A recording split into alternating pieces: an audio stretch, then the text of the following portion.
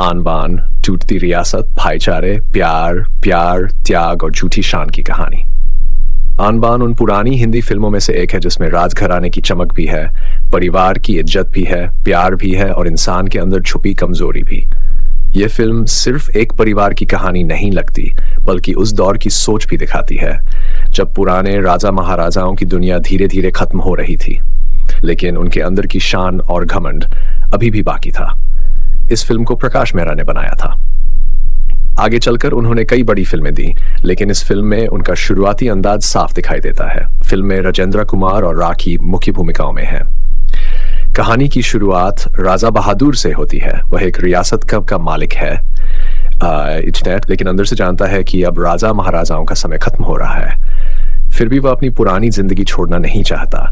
शराब, औरतें, ऐशो आराम और झूठी शान, यही उसकी दुनिया है। सबसे बड़ी बात यह है कि उसकी पूरी जिंदगी उधार के पैसों पर चल रही है।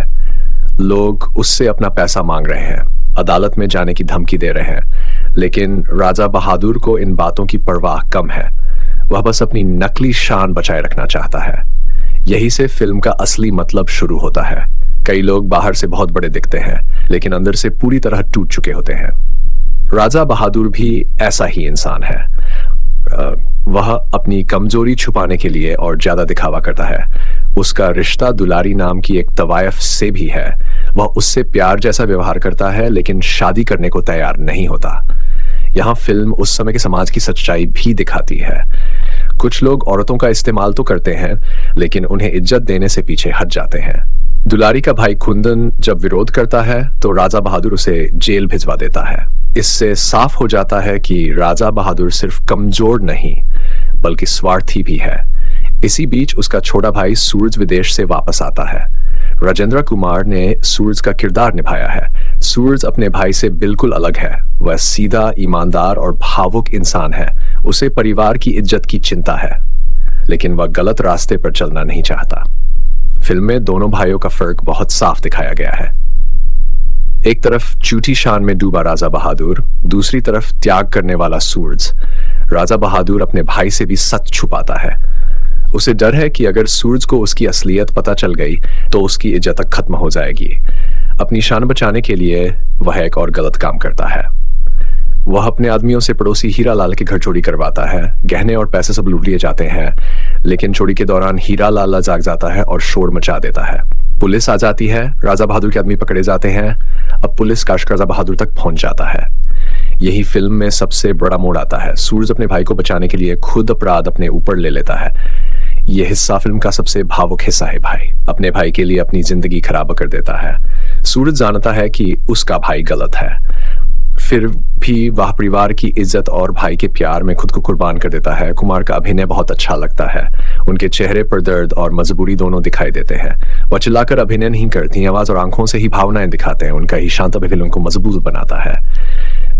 जेल से लौटने के बाद सूरज को एक और झटका लगता है। राजा बहादुर घोषणा करता है कि वह रेखा से शादी करेगा। रेखा हीरालाल की बेटी है। समस्या है कि सूरज और रेखा एक दूसरे से प्यार करते हैं। ने रेखा का किरदार निभाया है। उनका अभिनय बहुत सादा लेकिन असरदार है। वह जरूरत से ज्यादा नाटक नहीं करती। उनके चेहरे पर मासूमियत और दुख दोनों साफ दिखाई देते हैं। जब उन्हें पता चलता है कि जिस इंसान से वह प्यार करती है उसी के भाई से उनकी शादी होने वाली है, तो उनका दर्द महसूस होता है। अब फिल्म एक बड़े सवाल के सामने खड़ी हो जाती है। क्या सूरज अपने भाई के लिए एक बार फिर त्याग करेगा? क्या वह अपना प्यार भी कुर्बान कर देगा? यहीं से कहानी भावनात्मक रूप से और गहरी हो जाती है। फिल्म सिर्फ प्यार की कहानी नहीं रह जाती, ये त्याग और स्वार्थ के बीच का फर्क दिखाने लगती है। राजा बहादुर हमेशा खुद के बारे में सोचता है, सूरज हमेशा दूसरों के बारे में। यही दोनों भाइयों का सबसे बड़ा अंतर है। फिल्म की सबसे बड़ी ताकत इसकी भावनाएं हैं। आज की कई फिल्मों में तेज आवाज, दी बड़ी लड़ाई और चमक दमक ज्यादा होती है, लेकिन यहाँ कहानी इंसानों के रिश्तों से चलती है। भाई का प्यार, परिवार की इज्जत, अधूरा प्यार और अंदर का दर्द, यही फिल्म की असली जान है। अगर अभिनय की बात करें तो राजेंद्र कुमार पूरी फिल्म में छा जाते हैं। उनका किरदार बहुत शांत है, लेकिन अंदर से टूटा हुआ इंसान दिखाई देता है। वह अपने भाई से नफरत भी नहीं कर पाता। यही उसकी सबसे बड़ी मजबूरी है। राखी ने भी अपने किरदार को खूबसूरती से निभाया है। वह सिर्फ सजावट के लिए नहीं है। उनके चेहरे पर जो दुख और उलझन दिखती है वह कहानी को और भावुक बना देती है। राजा बहादुर का किरदार भी असर छोड़ता है, वह पूरी तरह बुरा इंसान नहीं लगता। असल में वह अपनी आदतों और झूठी शान का गुलाम बन चुका है। वह सच्चे से भागता रहता है। उसे लगता है कि इज्जत सिर्फ पैसे और रुतबे से मिलती है, लेकिन वह धीरे धीरे दिखाती है कि असली इज्जत इंसानियत और सच्चाई से मिलती है। फिल्म का संगीत भी अच्छा है। उस दौर की फिल्मों में गानों का बहुत महत्व होता था। यहाँ गाने कहानी के साथ चलते हैं, वे सिर्फ बीच में डाले गए दृश्य नहीं लगते। भावनात्मक गानों में दर्द महसूस और रोमांटिक गानों में पुरानी फिल्मों वाली मिठास है। फिल्म की एक और खूबी उसका माहौल है।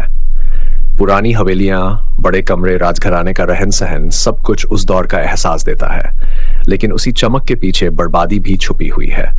ये विरोधाभास फिल्म को दिलचस्प बनाता है। ऊपर से सब शाही लगता है, लेकिन अंदर से सब बिखर रहा है। अब अगर कमियों की बात करें तो फिल्म कुछ जगह बहुत धीमी लगती है।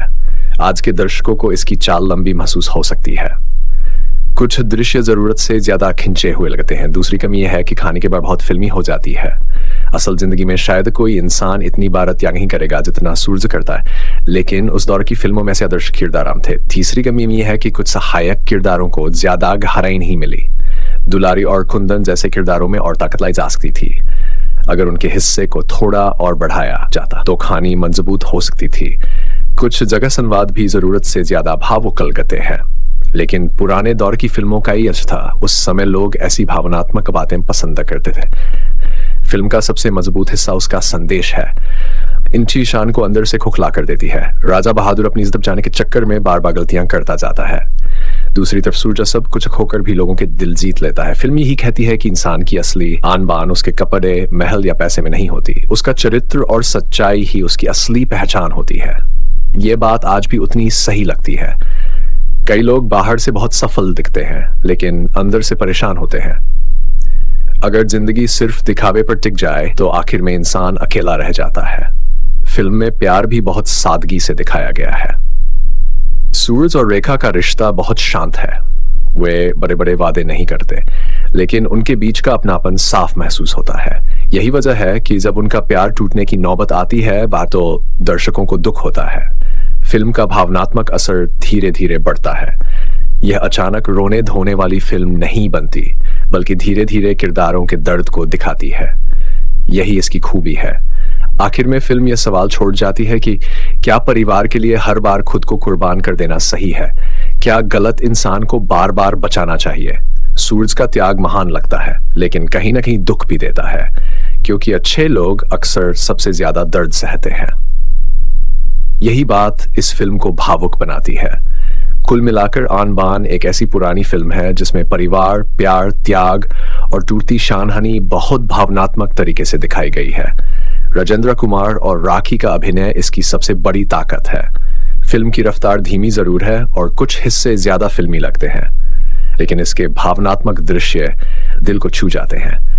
यह फिल्म याद दिलाती है कि इंसान की सबसे बड़ी दौलत उसका दिल और उसका चरित्र होता है, ना कि उसकी झूठी शान।